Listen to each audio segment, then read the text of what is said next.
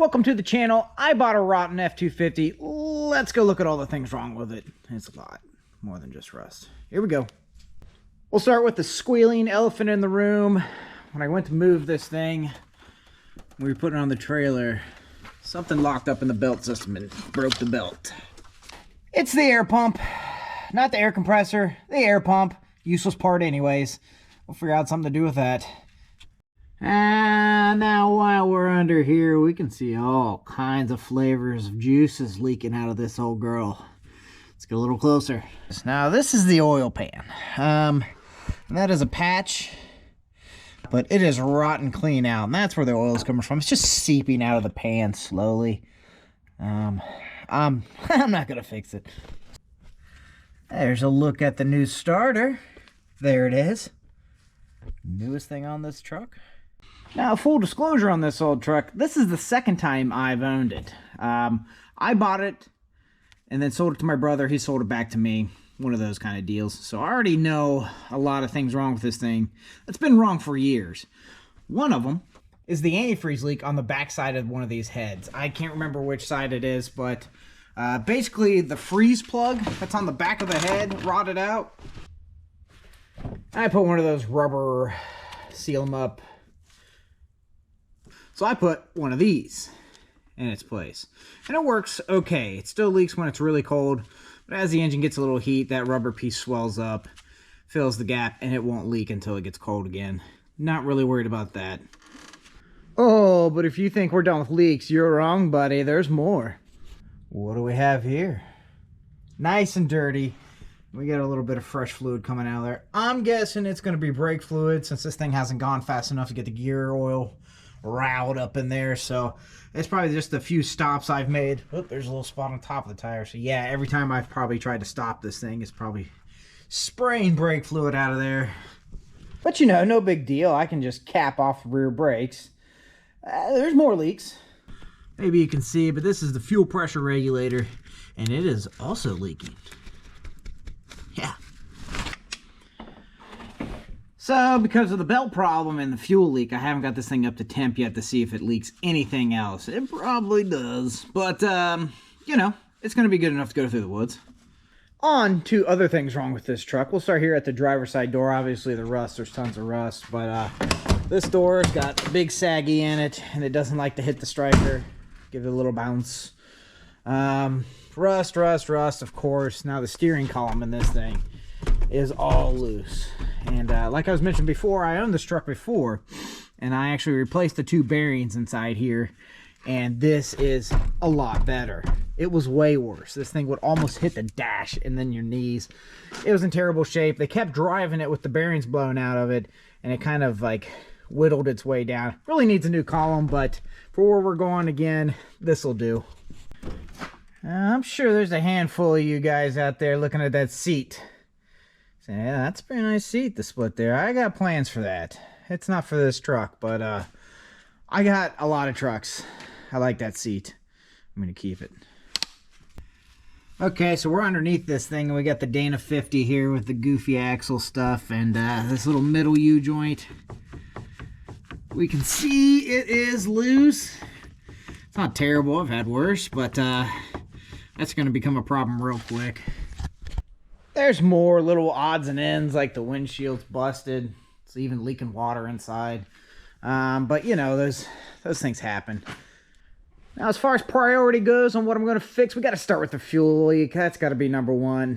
One rule I've made out here is if an engine has a fuel leak, I fix it, for one. But then I also don't trust it anymore, so I remove the hood. That way, if we do get a fire, we got to have a chance to put it out. Who needs hoods anyways, right?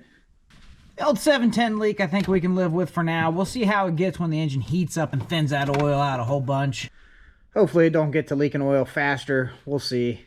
Antifreeze leak, obviously we can live with that. It'll seal up after it warms up a little bit, and we're not going far. It's going to be okay.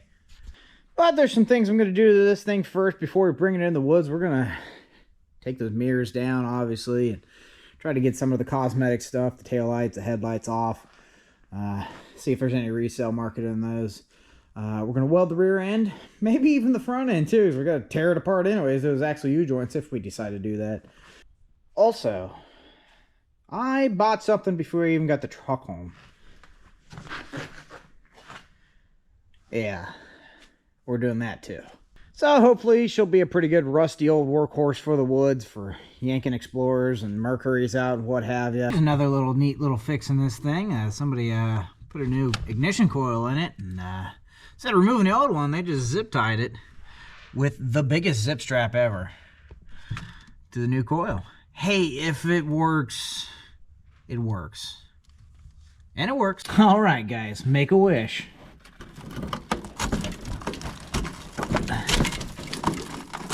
Yeah. Oh, there we go. Look at all that. Look, there's a whole new frame under there. Oh, there we go. Oh, very nice. Hooray. It's kind of dark. I don't know if you can see that. It's 172,000 miles, which is not quite enough for this thing to be this ragged out, but it's the way she goes. But, you know, if it was well taken care of, I probably wouldn't afford to be able to buy it, so it's all good, right? Go ahead, shut that. Good.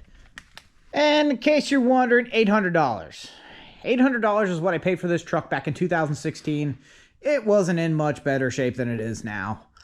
And 800 bucks is the deal we've thrown back and forth. So don't have a whole lot into this old thing, but oh yeah, I did put a $100 starter. So we're up to 900. Okay. Oh, and about to change. Listen, it's getting expensive fast. Yeah, and the four-wheel drive shifter doesn't really work. It just flops around. I crawl it under there and put it in low lock, and hopefully she just stays in low lock forever now. One neat thing about these old Fords, the dual tanks, most of them had, maybe all of them, I don't actually know. But what I do know is every single one I've come across, one tank works and one doesn't. This one's no different. The back tank doesn't work, I guess.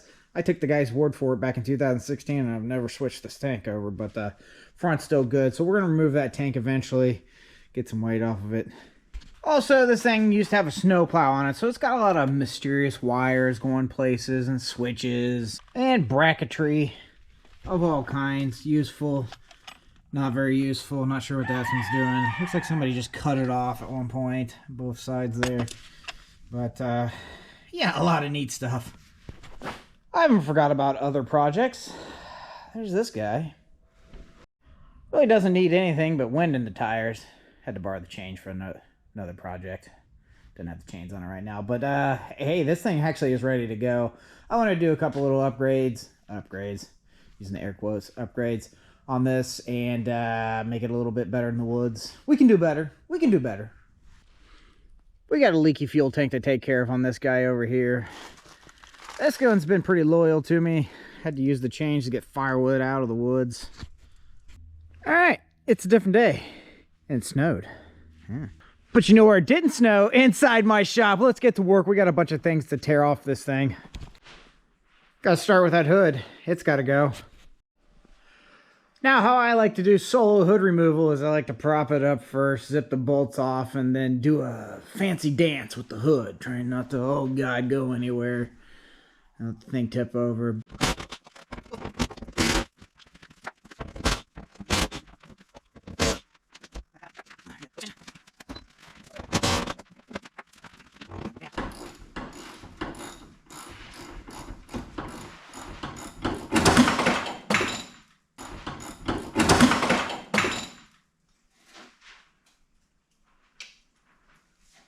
Yeah, quick word of caution, these are spring loaded. Careful, they come apart fast. There's the ratchet. That came right across my nose. That's pretty close.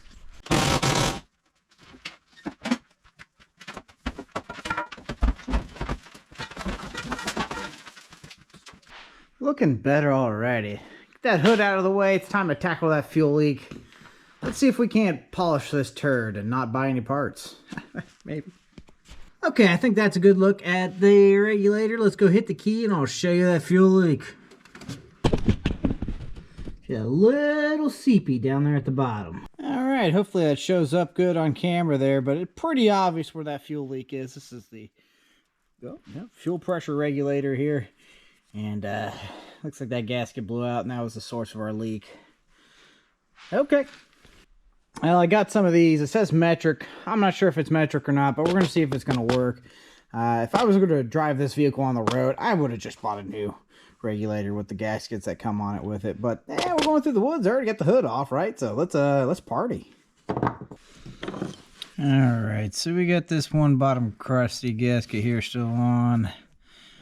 Pop that off, man. It's just coming apart. Glad we caught that now. Okay, let's see if we can find a gasket that'll fit. 2 of them. P8. Try a P8, see how that feels. Actually looks pretty good. Let's try it. Let's get the bottom one on.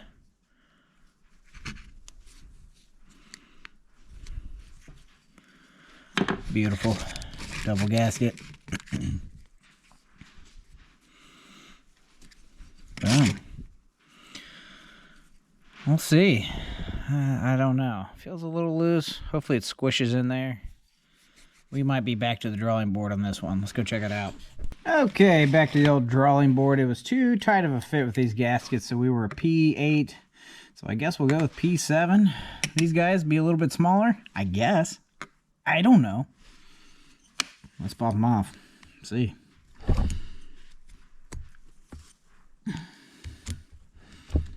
Boink.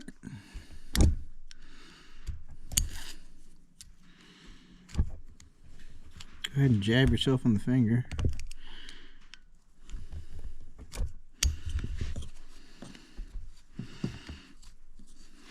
Okay, so there goes those two. You know, let's go down 2 sizes. Can we stretch these over? P6? Let's see if we can get it on there. Oh, yeah. Yeah, that might be it. Okay, so we actually want the P6.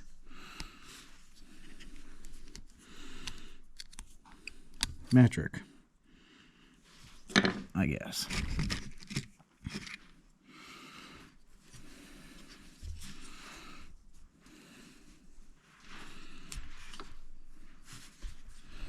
Okay, there it is. Plan B. Let's try it. Okay. I think you should be in place there to see what's going on. It was a pretty good fit. Whoops, didn't put the vacuum line back on. So we'll go ahead and turn the key. I think it's gonna work. Felt pretty snug going in. And hopefully no new gas comes out. All right, here we go.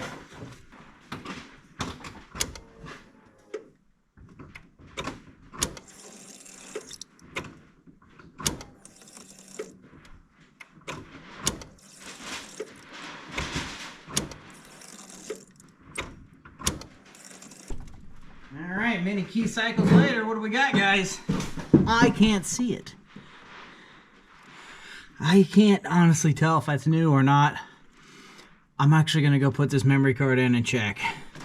Okay, I just saw what you guys saw, which was pretty much a vacuum line or a wire in the way of what we need to be looking at, but sounded like a leak, but I can't find new fuel anywhere. I did the key a couple more times off camera. It seems to be sealed up. I think we've got the leak sealed up. We're going to keep a close eye on that. It's fuel, by the way. Here's another interesting thing about this. The solenoid must have went out at some point. Put the new one right next to it. No need to pull the old part out. You leave it. Just like the old coil here. Golly, it looks like somebody pried up on this coil a bit trying to get her out of there. What a mess. Runs. It runs, though. I mean, not that I'm criticizing the guy who slung that together, because, I mean, come on. Come on, this thing is held together by zip ties. Yeah. I'm that guy. Okay, on to the next problem. We don't have a belt. Air pump locked up. There's a couple options out there. You can either get an air pump pulley, so you can use the factory belt. There's some people saying you can bypass that with a shorter belt from an older Ford. I don't know. We'll see. Another one is a completely different size belt that bypasses the AC unit altogether. So I figure there's 2 ways we could go about bypassing that air pump, which is this guy right here. We could run our belt all the way straight down here and just continue with the rest of the factory settings.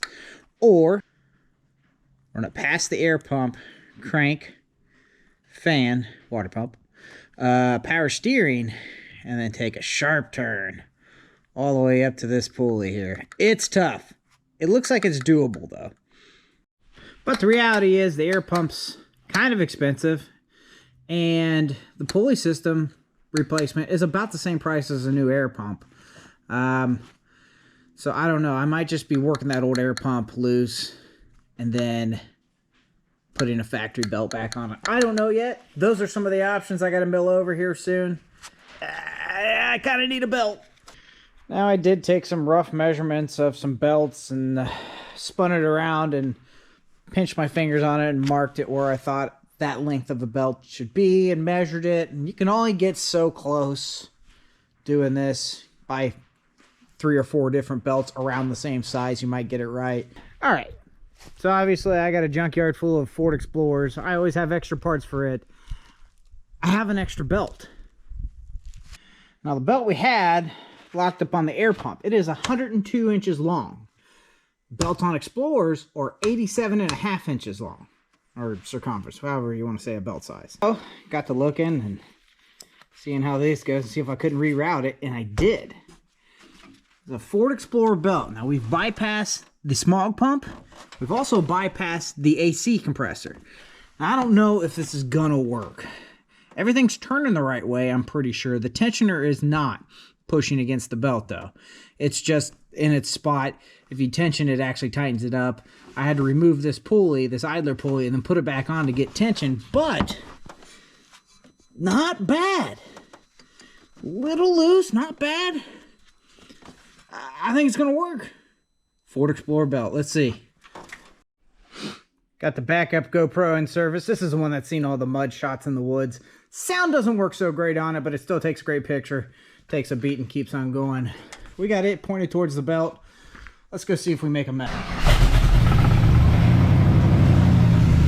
Oh, I think we're all right. Power steering's working. We're charging. Oil pressure's optional. We're good to go. Still has the battery light on, but it's showing a charge. It was actually doing that before.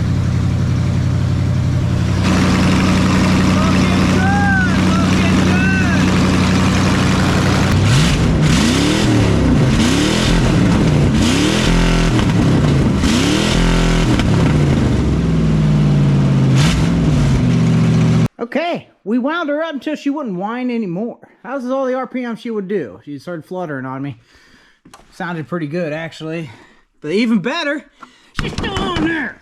Look at that. Ford Explorer belt saving the day. Boys, right on brand. We got to find something else to fix or break. I'm excited. Guys, I'm excited. Not bad. Not bad. Didn't spend any money on these fixes. I did have to buy a starter right off the bat for this thing. To get it out of where it was sitting. It'd been sitting for a while, but fuel leak fixed. Belt fixed. High performance. Who needs air conditioning and smog pump? It smoked a little. There was a little smoke. Not gonna lie, guys. There was a little smoke, but I was tickling valves there after, on a cold start. Really hasn't been in the high RPMs for years, probably. And yeah, it stinks in here like oil, but that's all right. I got more oil to put in it. I'll put used oil in if that's what it takes. We're going full oil, boys. Oh, look at the rust. It's great. I love it. It's another beautiful day out. I spent some time off camera taking some stuff off. I did a bad job at it, and things broke. It was cold, and everything was brittle and rusty. Cuckoo. But I did manage to get a pretty decent sized pile of you don't need it. Guys, you don't need any of this. You don't need it.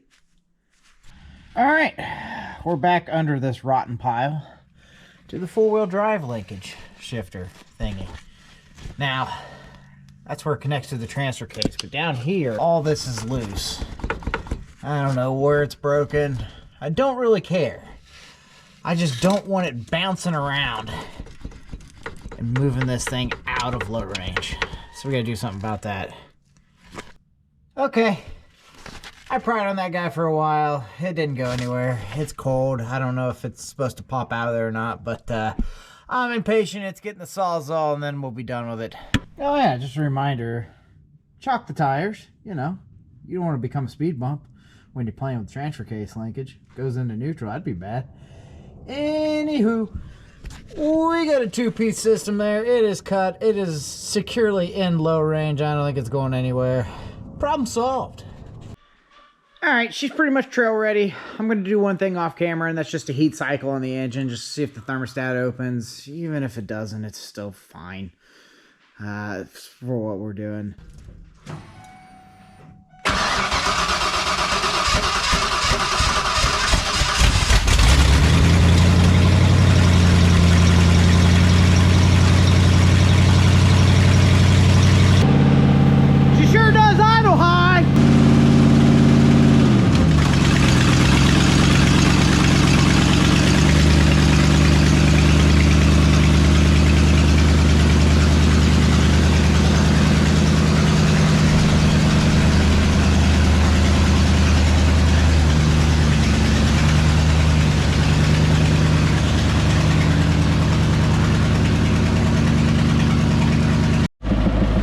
I missed the moment, but just like that, this thing idles down.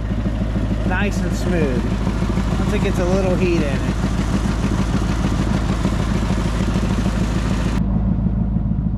Yeah, we got stacks. We got stacks. This old Ford's dominant. She marks her territory. When it's been somewhere, you'll know. There'll be signs. Just purring like a kid. Old gas and all. Beauty. I'd say there's an exhaust leak under here. Alright, she was a quart low on the transmissions, I guess. I don't know. It moved just fine, snapped right in and out of gear, but there was nothing on the dipstick. I put a quart in it. That's all I'm going to invest into it. It's good enough. Alright, most of the exterior engine smoke has gone away. That's good. It's a good sign. Idled down, had some manners. Sound pretty good. It is getting a little hot. It might just be low. I had about a half-gallon antifreeze sitting around I put in it. I don't want to put any more than that in it. I'll go get some water, top it the rest of the way off. Well, let's see, hopefully it doesn't... Ah. Yeah. Gurgle, gurgle. I think we got a big air pocket. And we're low. We can see antifreeze has been in there, but I can't see the fluid line. Alright, we topped her off with some water. She was about a gallon low, so I guess it makes sense. Let's see if we got heat. Oh yeah. That's heat. We're good to go. This thing's ready.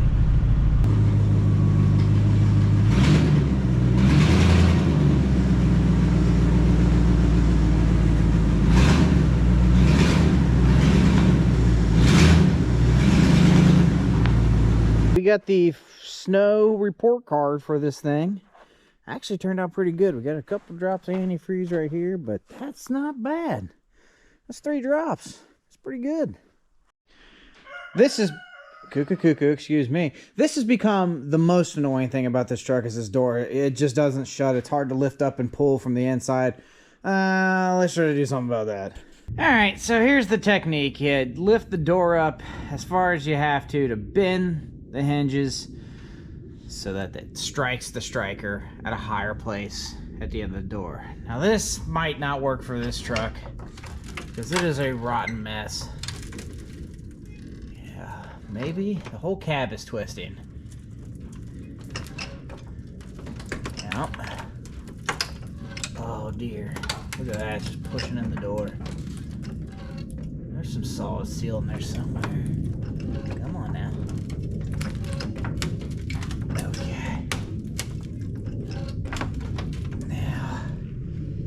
Okay. We've done something. Something happened. Alright. Letting her down. Oh. That cab's a mess. Alright. No.